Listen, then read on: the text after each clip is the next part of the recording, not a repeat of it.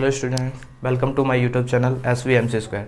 तो आज हम क्लास 12th के फिजिक्स का चैप्टर 2 लेकर आए हैं, जिसका लेक्चर नंबर आपका 5 है।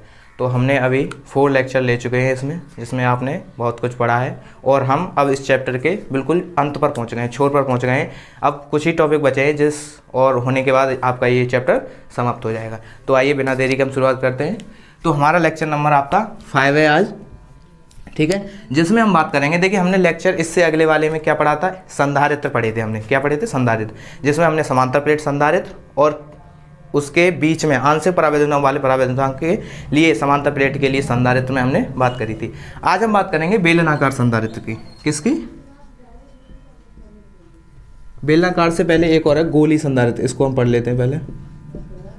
गोलीय संधारित्र, ठीक है, जिसे हम अंग्रेजी भाषा में क्या कहते हैं, स्फेरिकल मिरर, स्फेरिकल कैपेसिटर, ठीक है। तो आज हम गोलीय संधारित्र की चर्चा करेंगे, ठीक है। तो चलिए आइए शुरू करते हैं। तो गोलीय संधारित्र में सबसे पहले हम क्या करेंगे, एक गोला बनाएंगे। जैसा कि आप जानते हैं, उससे नाम से स्पष्ट है कि कैसा है, गोलीय संधारित्र है हमारे पास, ठीक है। तो हमने एक गोला बनाया जिस पर क्या है, प्लस क्यू आवेश है। कैसा आवेश हमारे पास, प्लस क्यू आवेश है, ठीक है। अब इसके चारों तरफ एक और गोला हम क्रिएट करेंगे। क्या करेंगे, एक और गोला क्रिएट करेंगे। यहाँ पर इसे हम थोड़ा नली के टाइप लगा देंगे इसकी तरह, जिसमें से क्या है, आवेश स्थानांतरण होता रहेगा। और यहाँ पर एक और हमने सर्कल क्रिएट कर दिया, एक स्फेरिकल, सर्कल नहीं स्फेरिकल, यानी गोला हमने क्रिएट कर दिया। इस पर क्या हो जाएगा, माइनस क्यू आवेश उत्पन्न हो जाएगा, माइनस क्यू आवेश। और ये हम क्या करेंगे, इसको धरती से हम कनेक्ट कर देंगे, पृथ्वी से, ठीक है। विभव का मान आप जानते हैं, पृथ्वी का कितना होता है, 0 होता है। तो हमने ये क्या कर दिया, धरती, ये धरती है, ठीक है, धरती का विभव है। हमने इसकी त्रिज्या, रेडियस को हमने माना a और इसकी हमने रेडियस को माना b। इसकी रेडियस a है और इसकी रेडियस b है, और ये सर्कल A है और ये सर्कल B है, सपोज किया है, ठीक है। अब इस पर हम क्या करेंगे, संधारित्र की धारिता की गणना करेंगे। क्लियर है? तो चलिए आइए स्टार्ट करते हैं। तो देखिए, सबसे पहले हम क्या करेंगे, गोली चालक, ये गोली हमारे पास क्या है, एक चालक, गोली चालक है, इस पर विभव की गणना करेंगे। तो हम क्या करेंगे, गोला A के लिए गोलीय चालक, गोलीय चालक एक का विभव, गोली चालक ए का विभव। अब ए का विभव क्या होता है, तो आप जानते हैं V हम इसे ए कह देते हैं, क्योंकि हमारे पास ये गोला कितना है, ए हमने माना है, इक्वल टू 1/4πε0 Q अपॉन, दूरी होती है ना, तो दूरी हम ये क्या लेंगे, यहाँ से यहाँ तक, यहाँ पर कोई आवेश रखा है, एक अंक आवेश रखा है, यहाँ से यहाँ तक की दूरी कितनी हो जाएगी, यहाँ पर हमारे पास ए है, तो हम इसे ए सपोज कर लेंगे, ठीक है। समीकरण फर्स्ट, ये समीकरण हमारे पास कैसा हुआ, फर्स्ट हुआ। क्लियर है? अब हम क्या करेंगे, बिंदु आवेश बी के कारण, यहाँ पर बी हमारे पास क्या है, एक और गोली चालक है, तो इसके कारण हम विभव को ज्ञात करेंगे। तो गोली चालक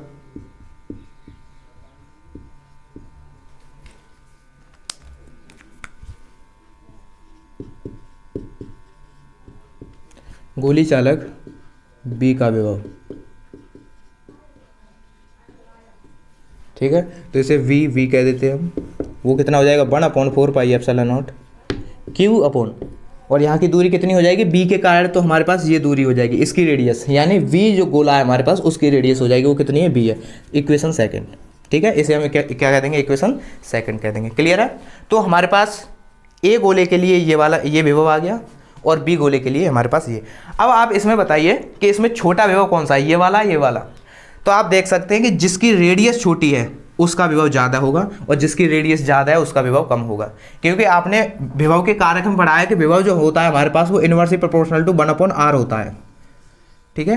कि क्या करेंगे, अगर r का मान, हमारे पास जो रेडियस है उसका मान अगर छोटा हुआ तो हमारे पास विभव का मान बढ़ जाएगा, अगर रेडियस का मान बड़ा हुआ तो हमारे पास विभव का मान कैसा हो जाएगा, कम हो जाएगा, ठीक है। तो हम यहीं पे क्या करेंगे, जो हमारे पास गोला है इसकी रेडियस छोटी है और इसकी बड़ी है, तो हमारे पास इसका मान ज़्यादा हो जाएगा, इसका मान, विभव का मान कम हो जाएगा, ठीक है। तो हम यहाँ पर कुल विभव लिखेंगे, कुल विभव, कुल विभव V इक्वल टू हमारे पास VA माइनस के BB, ठीक है। ये हमारे पास क्या होगा, कुल विभव हो जाएगा। क्लियर है? तो V equal to 1/4πε0 Q upon A minus के 1/4πε0 Q अपॉन B। हमने ये क्या रख दिए, मान रख दिए दोनों आवेशों के, A के और V के। ठीक है, तो V इक्वल टू हमारे पास यहाँ क्या निकलेगा 1/4πε0 और Q कॉमन है तो यहाँ पर बचा 1/A माइनस के 1/B। ठीक है, तो V equal to 1/4πε0 Q upon, अब A भी हमारे पास LCM आ जाएगा, यहाँ पर क्या आ जाएगा A और B, तो यहाँ पर B माइनस के A हमारे पास ये विभव हो जाएगा। ठीक है, तो हमारे पास ये कुल विभव आ गया V equal to 1/4πε0 Q upon B minus के A अपॉन में AB। ठीक है, अब हम क्या करेंगे, धारिता ज्ञात करेंगे। तो धारिता बराबर फार्मूला आप जानते हैं, धारिता का मान कितना होता है, मैं इधर लिख रहा हूँ यहाँ पर। तो धारिता बराबर क्या होता है, C equal to Q upon V। ठीक है, तो C इक्वल टू हमारे पास Q अपॉन V का मान कितना 1/4πε0 Q अपॉन B माइनस के A अपॉन में AB। ठीक है, ये हमारे पास क्या है, धारिता। अब ये हमारे पास विभव है, विभव का मान हमने रख दिया यहाँ पर। तो अब क्या करेंगे, देखिए Q से Q कैंसिल आउट हो जाएगा हमारे पास, Q से Q कैंसिल आउट होने के बाद ये ऊपर पहुँच जाएगा, ये सारा कुछ ऊपर पहुँच जाएगा। तो C इक्वल टू हमारे पास 4πε0 इंटू में AB अपॉन में V माइनस के A। ये हमारे पास क्या आया, गोली संधारित्र के लिए धारिता की गणना हो गई। क्लियर है? तो आप इसे सदियों तक याद रखेंगे।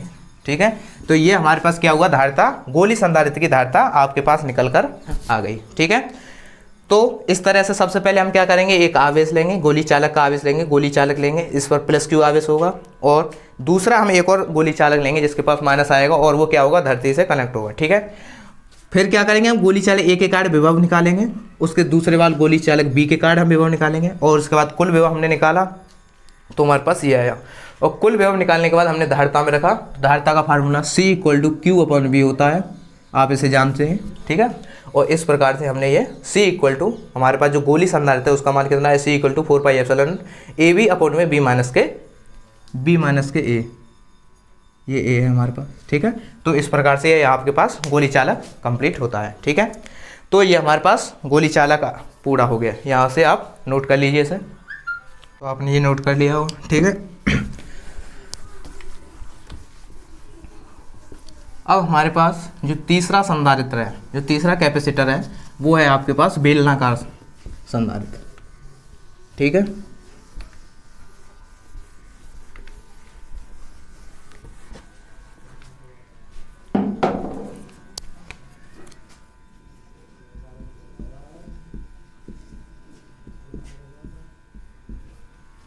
बेलनाकार संधारित्र। ठीक है, इसे हम अंग्रेजी में क्या कहते हैं, सिलेंड्रिकल।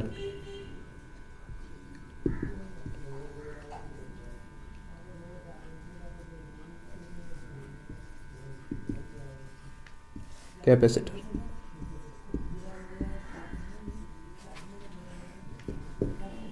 देखिए, ये हमारे पास जो बेलनाकार संधारित्र है, ये बहुत ही लेंदी कैलकुलेशन है इसकी, और आपको बहुत ध्यान से समझना है। और ये क्या है कि बहुत सारे बोर्डों में से हटा भी दिया है, लेकिन आपको ये अगर पढ़ना है तो आप कर सकते हैं इसको, और जिस किसी के बोर्ड में हो वो कर सकते हैं, जिसके भी नहीं है वो छोड़ सकते हैं इसे। तो ये बहुत बड़ा है और इसकी कैलकुलेशन भी बहुत लेंदी है। ठीक है, तो शुरू करें, चलो आइए शुरू करते हैं हम। तो सबसे पहले इसमें क्या करेंगे, हम एक बेलन बनाएंगे, एक छोटा सा बेलन बनाएंगे सबसे पहले। ठीक है,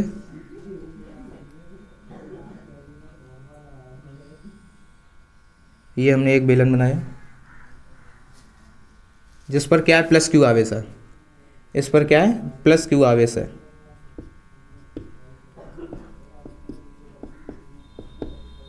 ठीक है, इसके चारों तरफ एक और माइनस Q आवेश का बेलनाकार बेलन क्रिएटेड होगा।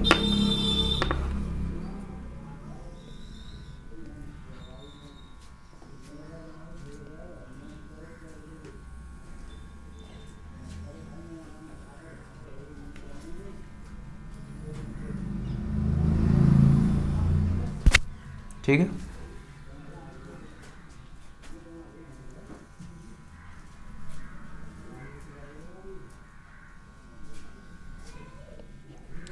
डायग्राम आपको बहुत ध्यान से बनाना है, ठीक है। इसकी हम रेडियस मान लेते हैं ए, ठीक है, और इसकी टोटल जो रेडियस है वो बी मान लेते हैं हम। कितनी? बी। ये हमारे पास सिलेंडर ए है और ये बी है, ठीक है।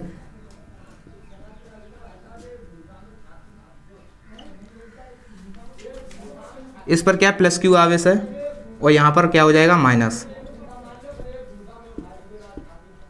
ठीक है। इसको हम क्या कर देंगे, पृथ्वी से कनेक्टेड कर देंगे। क्या कर देंगे? पृथ्वी से। v इक्वल टू 0, ठीक है, पृथ्वी से कनेक्ट कर देंगे, ठीक है। अब देखिए ये बेलनाकार संधारित्र बना। अब आप देख सकते हैं हमें क्या ज्ञात करना है, इस पर धारिता ज्ञात करनी है। तो आप इसमें इमेजन करिए, ये कैसा है आपके पास, एक अनंत चालक लंबाई, अनंत तार वाली लंबाई का है। आपने जो चैप्टर फर्स्ट में पढ़ा है उसकी तरह, क्योंकि हमने उसमें भी एक तार लिया था जिसके कारण एक इस पर क्या किया था, वेलन एक क्रिएटेड किया था, हमने इमेजिनेशन किया था, ठीक है। उसी तरह ये भी व्यवहार करेगा। तो हम सबसे पहले क्या लिखेंगे, एक अनंत चालक के कारण वैद्युत क्षेत्र की जो तीव्रता होगी वो कितनी होती है, एक अनंत समतल जो हमारे पास अनंत लंबाई का जो तार है उसके कारण वैद्युत क्षेत्र की तीव्रता, ठीक है। तो हमारे पास जो रेडियस है वो ए है। अब हम यहाँ क्या करेंगे, यहाँ से यहाँ पर बिंदु पी पर, कोई बिंदु पी है यहाँ पर, हम क्या करेंगे, यहाँ पर वैद्युत विभव ज्ञात करेंगे। तो आप देखिए इससे हम यहाँ पर क्यू पॉइंट पर एक क्यू पॉइंट ले लेते हैं। ये दूरी है, इस जो कितनी दूरी है, डी आर दूरी हम ले लेते हैं। इसकी कितनी दूरी ले लेते हैं हम, डी आर दूरी, ठीक है। तो हमारे पास अब वैद्युत क्षेत्र की तीव्रता कितनी हो जाएगी हमारे पास,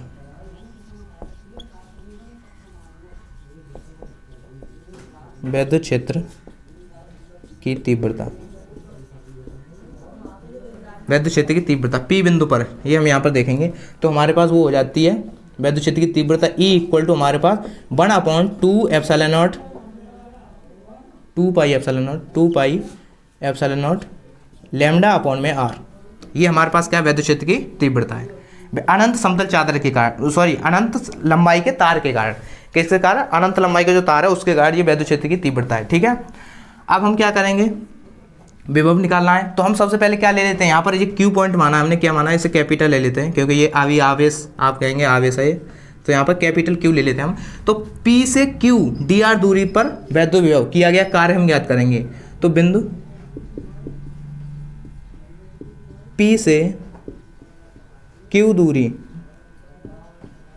Q डी आर दूरी, डी आर दूरी तक ले जाने में किया गया कार्य, ठीक है। तो किया गया कार्य कितना होगा आपके पास। अब देखिए छोटी दूरी के लिए ले जा रहे हैं तो हम क्या कह देंगे इसको, डी डब्ल्यू यानी छोटा कार्य। तो वो हो जाएगा माइनस के वैद्युत क्षेत्र की तीव्रता इनटू में डी आर, छोटी दूरी।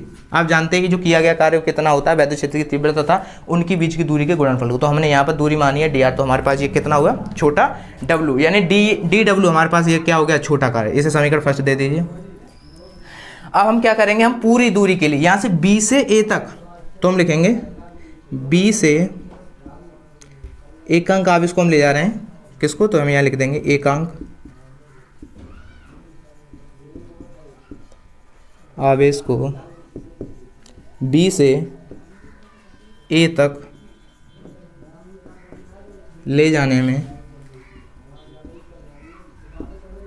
किया गया कार्य,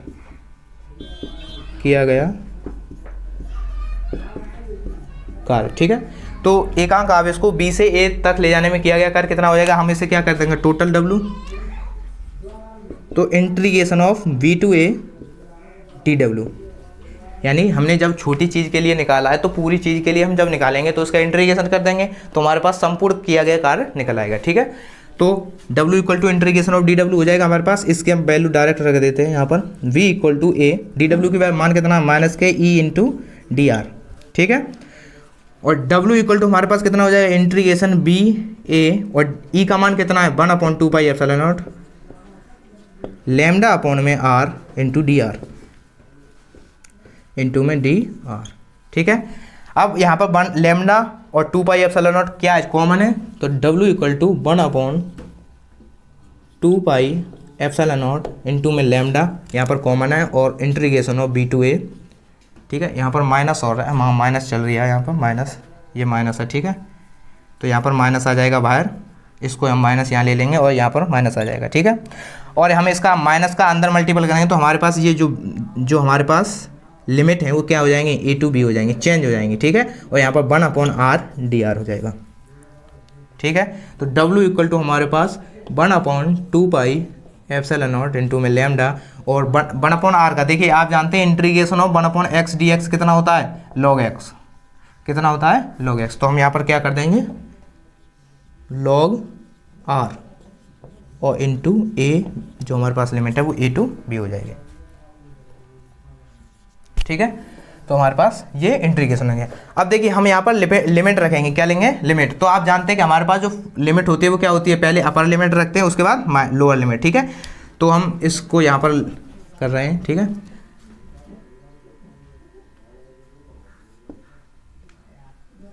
तो W इक्वल टू हमारे पास जो आएगा वो कितना आएगा, W equal to 1/2 epsilon naught into में लैम्डा, और ये हो जाएगा log a माइनस के log b, log a minus के log b। हमने अपर लिमिट रखी, सॉरी log b माइनस के आएगा यहाँ पर, अपर लिमिट b है हमारे पास, लोअर लिमिट a है, तो b माइनस के a, ठीक है। ये हमारे पास क्या हुआ, log। आप जानते हैं एक log की प्रॉपर्टी होती है, वो कितनी होती है कि अगर कोई भी चीज़ माइनस में होती है तो वो किस में चली जाती है, भाग में। तो log हम इसको क्या लिख सकते हैं, b/a भी लिख सकते हैं, ठीक है। ये हमारे पास क्या आ गया, कार्य आ गया, और इसी को हम क्या कह देते हैं, विभव। जो टोटल कार्य होता है वो आ गया विभव हमारे पास। तो v इक्वल टू हमारे पास 1/2 एप्सिलॉन नॉट लैम्डा इंटू में log b/a, हमारे पास ये क्या आ गया, विभव का मान आ गया। यहाँ पर बेस आप ध्यान रखना ई बेस है, ठीक है। तो ये क्या हुआ हमारे पास, विभव। अब हम इसके कार्य यहाँ पर क्या करेंगे, धारिता ज्ञात करेंगे, ठीक है। तो हम, आप इसको बना लिया होगा आपने, मैं इसको इरेज कर देता हूँ, ठीक है, क्योंकि इसमें जगह की ज़्यादा शॉर्टेज है, क्योंकि इसकी लेंथ कैलकुलेशन कैसी है, लेंथी है। तो आपने ये तो चित्र बना लिया होगा, अब इसकी कैलकुलेशन हम यहाँ पर देखते हैं, ठीक है। तो हमारे पास जो धारिता होती है वो कितनी होती है, धारिता होती है C इक्वल टू Q/V। तो C इक्वल टू Q, विभव का मान आपको मिल ही गया है, कितना है, 1/2 एप्सिलॉन नॉट लैम्डा इंटू में log b/a, ठीक है। ये हमारे पास ये C है, C का मान है इतना, ठीक है। अब आप जानते हैं कि अनंत लंबाई के कारण जो हमारे पास रेखीय आवेश घनत्व होता है वो कितना होता है, लैम्डा इक्वल टू Q/L, और हम यहाँ पर Q का मान निकालेंगे तो लैम्डा इंटू में L, हमारे पास ये Q का मान आ जाएगा। तो हम यहाँ पर लगाएंगे लैम्डा इंटू में L अपॉन में 1/2 एप्सिलॉन नॉट इंटू में L lambda log e b/a base e, ठीक है। लैम्डा से लैम्डा कैंसिल आउट, तो हमारे पास जो निकल कर आएगा वो कितना हो जाएगा, अब इसको ऊपर ले जाएंगे तो 2 एप्सिलॉन नॉट इंटू में L अपॉन में log b/a बेस e, ठीक है। ये हमारे पास धारिता का मान आ गया। अब देखिए इस E को हम बदलेंगे, इस बेस जो हमारे पास E बेस है उसको हम 10 में बदलेंगे। तो आपके पास एक और लॉ की प्रॉपर्टी होती है कि अगर हम इस बेस को, अगर E बेस को हम किस में बदलते हैं, 10 बेस में बदलते हैं, तो हमारे पास 2.303 का मल्टीपल हो जाता है यहाँ पर 2.303। तो यहाँ पर हो जाएगा log b/a बेस 10, ठीक है। ये हमारे पास फाइनल इक्वेशन निकल कर आती है, किसके कारण, बेलनाकार संधारित्र के कारण, ठीक है। तो आप इसे सदियों तक याद रखेंगे। तो ये क्या हुआ यहाँ पर, C equal to 2 epsilon naught L, clear है। तो आपको समझ में आ गया है, ठीक है। तो आप क्या करेंगे, 2 एप्सिलॉन नॉट इंटू में L अपॉन में 2.303 log b/a बेस 10, ये आपके पास क्या है, बेलनाकार संधारित्र का धारिता है। तो इस प्रकार से आपका ये बेलनाकार संधारित्र भी क्लियर होता है, ठीक है। तो आपको अच्छी तरह से समझ में आ गया। देखो आपको सबसे पहले क्या बनाना है, इसका डायग्राम बहुत ध्यान से समझना है। डायग्राम अगर आप समझ गए तो सब कुछ समझ गए इसमें, क्योंकि इसकी कैलकुलेशन थोड़ी लेंथी है। इसमें लॉग की प्रॉपर्टी यूज हुई है, इंटीग्रेशन भी यूज किया है, आपने पढ़ लिया होगा इंटीग्रेशन, ठीक है। और उसके बाद लॉग की प्रॉपर्टी है जो आपने पढ़ी होगी 10th में। तो इस तरह से ये आपके पास क्या हुआ, बेलनाकार संधारित्र हो गया, ठीक है। तो आप इसे नोट कर लीजिए। तो आपने ये नोट कर लिया होगा, ठीक है।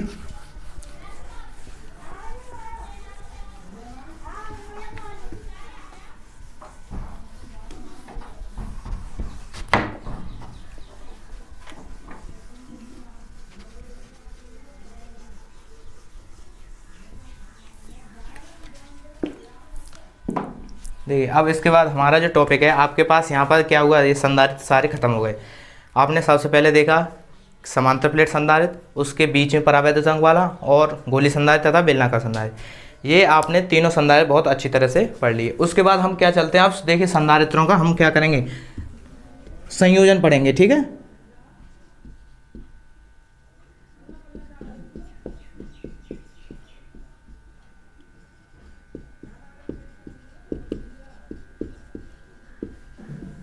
संधारित्रों का संयोजन,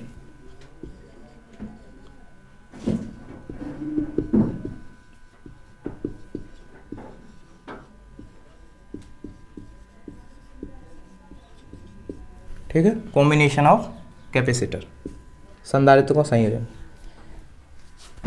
इसका संयोजन देखिए दो तरीकों से होता है, पहला श्रेणी क्रम संयोजन तथा समांतर क्रम संयोजन।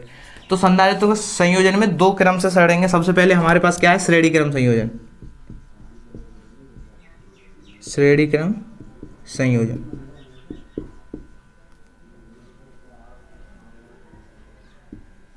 श्रेणी क्रम संयोजन, ठीक है। इसमें क्या होता है कि जो हमारे पास संधारित्र होंगे वो केस में होंगे, सीरीज में, एक सीरीज में होंगे।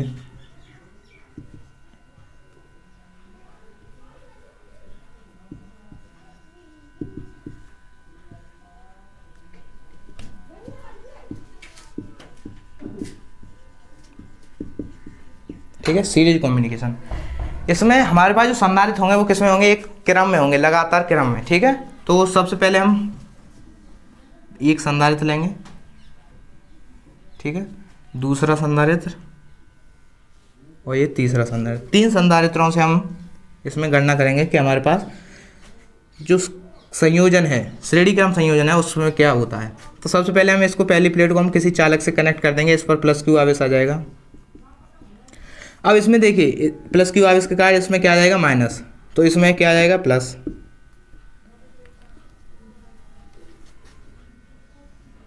इसमें प्लस, इसमें माइनस, इसमें प्लस। ये हमारे पास तीन कैपेसिटर हैं, इसमें माइनस, ठीक है। और इसको हम लास्ट वाले को किससे कर देंगे, हम धरती से कनेक्ट कर देंगे, V = 0। तो अब इसमें देखिए आवेश का मान हमारे पास कैसा है, समान है। इसमें भी प्लस क्यू आवेश है, इसमें भी प्लस क्यू आवेश है, और इसमें भी प्लस क्यू आवेश है। लेकिन हमारे पास जो कैपेसिटर है ये C1 हम इसे मानते हैं, इसे C2 है हमारे पास, जो ये C3 है। इसमें जो विभव होगा वो V1 और V2 और V3, ठीक है। इस तरह से हमारे पास ये क्या होता है, श्रेणी क्रम संयोजन रहता है कि एक के बाद एक संधारित्र, एक के दूसरे के बाद दूसरे संधारित्र, ठीक है। इसमें आवेश नियत होता है। आप सब किसी में भी देखेंगे श्रेणी क्रम में आवेश कैसा होगा, नियत होगा। तो हमारे पास इसमें कैसा है, आवेश नियत है। विभव का मान कितना, V1 V2 V2। तो इसमें जो परिणामी विभव कितना होगा, तो V = हमारे पास जो परिणामी विभव होगा V1 + V2 + V3 होगा, ठीक है। ये हमारे पास क्या होगा, परिणामी विभव होगा। अब आप जानते हैं कि जो विभव का मान होता है हमारे पास V = वो कितना होता है, Q/C, ठीक है। आपने जो धारिता में पढ़ा है, तो C = क्या होता है, Q/V, C = Q/V। तो V का मान यहाँ से निकालेंगे तो हमारे पास ये आता है Q/C, ठीक है। ये हमारे पास विभव का मान आ जाता है। तो इस तरह से हमारे पास V = ये हम जानते हैं, चूँकि V = क्या है, Q/C होता है। तो इसी तरह से अगर हम V1 का मान निकालें तो हमारे पास Q/C1 हो जाएगा, और V2 का मान निकालें तो हमारे पास Q/C2, और अगर हम V3 का मान निकालें तो Q/C3 हमारे पास। ये हमारे पास किसकी वैल्यू आ गई, V की, V1 और V2 V3 की, ये सारी वैल्यू आ गई, ठीक है। अब इन वैल्यूओं को हम इसमें समीकरण से फर्स्ट कह देते हैं, समीकरण फर्स्ट में पुट कर देंगे, ठीक है। तो समीकरण फर्स्ट में मान रखने पर, समीकरण फर्स्ट में मान रखने पर, अब समीकरण फर्स्ट में मान रखेंगे तो हमारे पास V का मान कितना है, Q/C, और V1 का मान है Q/C1, और Q/C2 और प्लस Q/C3। ये हमारे पास V1 V2 और V3 के। अब देखिए यहाँ से Q कॉमन है तो हमारे पास जो Q से Q कैंसिल आउट हो जाएगा, ये तो बचा यहाँ पर 1/C = 1/C1। कितना बचा यहाँ पर, 1/C1 plus 1/C2 plus 1/C3। तो हमारे पास क्या है, ये श्रेणी क्रम संयोजन है, ठीक है। ये क्या हुआ, श्रेणी क्रम संयोजन। कि श्रेणी क्रम में संधारित्र का जो क्रम होता है वो 1/c equal to 1/c1 plus 1/c2 plus 1/c3 के बराबर होता है। ठीक है, तो इस प्रकार से आपका एक श्रेणी क्रम संयोजन कंप्लीट होता है। तो आपको क्या करना है, सबसे पहले 3 प्लेटें लें, 3 से आप ज़्यादा भी ले सकते हैं, लेकिन हम कम से कम 3 लेते हैं, जिससे हम इसको फार्मूला को अच्छे ढंग से बना सकें। ठीक है, तो हम क्या लेंगे, 3 प्लेटें लें सबसे पहले। उसमें आवेश देखा कि आवेश तीनों में कैसा होता है, श्रेणी क्रम में हमेशा आवेश कैसा रहेगा, समान रहेगा। और विभव का मान V1 V2 V3, और धारिता जो हमारे पास जो संधारिता है वो C1 है, C2 है, C3 है। ठीक है, और विभव का मान हमने निकाला यहाँ पर, कुल विभव कितना, V1 plus V2 plus V3। तो इस तरह से हम जानते हैं धारिता से, क्या जानते हैं, जो हमारे पास C इक्वल टू होता है Q/V होता है। तो उस प्रकार से हमने यहाँ पर क्या निकाला, V का मान निकाला, Q/C हो गया है। तो आपके पास ये क्या हुआ, श्रेणी क्रम संयोजन है। ठीक है, तो आपको बहुत ध्यान से इसे करना है। अब इसके बाद जो हमारे पास है वो क्या है, समांतर क्रम संधारित्र है, समांतर क्रम में संयोजन है। ठीक है, तो आप इसे नोट करेंगे तब तक। तो आपने ये नोट कर लिया होगा। ठीक है, तो अब हम इससे आगे जो हमारा लास्ट कॉम्युनिकेशन है वो क्या है, समांतर क्रम, समांतर क्रम में संयोजन।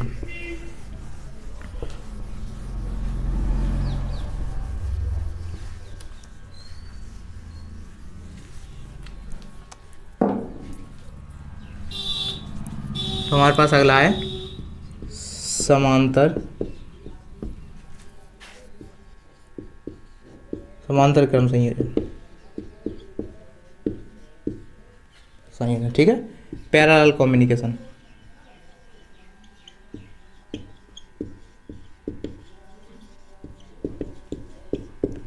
समांतर क्रम संयोजन में अब देखिए, समांतर क्रम में क्या होता है, हमारे पास एक समांतर क्रम में होता है। तो हम 3 समांतर क्रम में लेंगे, फिर से ही 3, एक संधारित्र ये है हमारे पास, दूसरा ये है, और एक तीसरा ये है। हमारे पास ये कैसे हैं, पैरेलल हैं। आप देख सकते हैं कि एक दूसरे के कैसे हैं, पैरेलल। ठीक है, इस पर क्या है, आवेश हमारे पास, इसमें क्या कर देंगे हम, Q1 आवेश, इसमें Q2 आवेश, और इसमें Q3 आवेश। ठीक है कैसा, पॉजिटिव ही चार्ज है। इसके बाद इसमें नेगेटिव आ जाएगा, इस पर भी प्लस है, इस पर भी प्लस है। ठीक है, इनको हम क्या करेंगे, एक पहले चालक से जोड़ेंगे। किससे जोड़ेंगे हम, पहले एक चालक से जोड़ेंगे। ठीक है, इस तरह से। और इस वाले को हम क्या करेंगे, किससे जोड़ देंगे हम,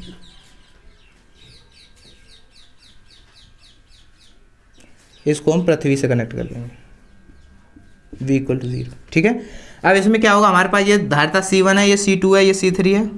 इसमें क्या होता है, हमारे पास विभव का मान कैसा होता है, इसमें विभव का मान समान होता है। इसमें विभव कैसा रहता है, कांस्टेंट रहता है।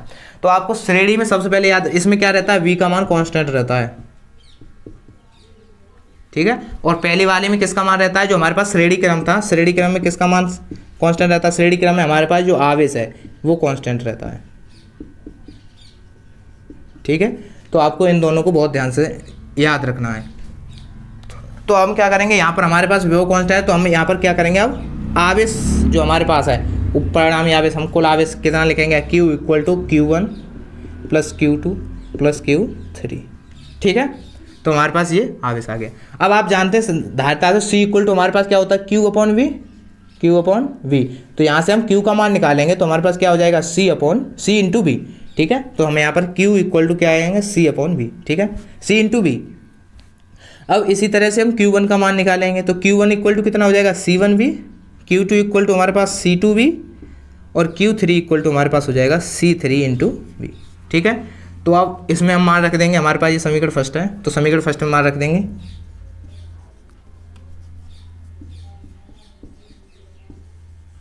फ्रॉम इक्वेशन फर्स्ट से करेंगे हम। समीकरण फर्स्ट है हमारे पास Q1, तो हम Q का हम डायरेक्ट वैल्यू रख रहे हैं यहाँ पर। तो Q का मान कितना है, C1V plus C2V plus C3V। ठीक है, तो अब देखिए हमारे पास जो है वो C = यहाँ से देखिए V हमारे पास कांस्टेंट है, तो V से V कैंसिल आउट हो जाएगा। तो C = हमारे पास C1 प्लस C2 और प्लस C3, ये हमारे पास फाइनल इक्वेशन निकल कर आती है किसकी, समांतर क्रम संधारित्र। तो आपने श्रेणी क्रम में क्या देखा, श्रेणी क्रम में जो होता है वो हमारे पास व्युत्क्रमानुपाती होता है। कैसा होता है, व्युत्क्रमानुपाती है। ये किसका है, श्रेणी का है। ठीक है, ये श्रेणी का फार्मूला है। और समांतर में आप देख सकते हैं कैसा है, समानुपाती है। ठीक है, तो आपको इसको बहुत ध्यान से समझना है। इसमें देखिए ये कभी एग्जाम में ना आता है, बाई चांस कभी कभार आ जाता है, तो आपको क्या करना है, इसे वाई ऐसे ही लिखना है। ठीक है, लैंग्वेज है, देखिए आपको लैंग्वेज इसमें कुछ नहीं है, आपको लैंग्वेज कैसे लिखनी होती है, इसी की लिखनी होती है कि हमारे पास जो प्लेट है, समांतर प्लेट संधारित्र, जो 3 समांतर प्लेट संधारित्र हैं, प्लेटों को समांतर क्रम में रखा गया है, जिसकी पहली प्लेट को एक सिरे से तथा दूसरी प्लेट को दूसरे सिरे से, जिसको हम पृथ्वी से कनेक्ट कर देते हैं, और एक पर प्लस क्यू आवेश है तो दूसरे पर माइनस क्यू आवेश क्रिएटेड हो जाता है। इसमें धारिता C1, जो हमारे पास संधारिता है वो C1, C2, C3 हैं, और जिन पर आवेश Q1, Q2, ऐसे आप इसको लैंग्वेज को बनाकर लिख सकते हैं। ठीक है, और आपको ये हमारे पास जो फार्मूला ड्राइव होता है, इसकी आपको कैलकुलेशन बहुत ध्यान से समझनी है। तो आपको यहाँ तक आपके पास श्रेणी क्रम संधारित्र, सबसे पहले हमने गोली संधारित्र, बेलनाकार संधारित्र और संधारित्रों का संयोजन आज हमने कंप्लीट किया। ठीक है, अब आपके बाद यहाँ से आपकी क्या रहेगी, है संचित ऊर्जा आवेशों में या संधारित्रों में संचित ऊर्जा और ऊर्जा हानि। ठीक है, उसके बाद एक आपके पास लास्ट टॉपिक बचेगा वान डे ग्राफ, और इस प्रकार से आपका ये चैप्टर भी समाप्त हो जाएगा। ठीक है, तो आप यहाँ तक आज के लिए अच्छी तरह से पढ़ेंगे, इसका नोट्स बनाएंगे। ठीक है, तो आज की वीडियो में इतना ही रखते हैं। तो आई होप आपको वीडियो पसंद आई होगी, तो वीडियो को हमारी को लाइक करें। अगर आप वीडियो पर नए हैं तो हमारे चैनल को सब्सक्राइब करें, और ज़्यादा से ज़्यादा लोगों को, अपने दोस्तों को शेयर करें। ठीक है, थैंक यू सो मच।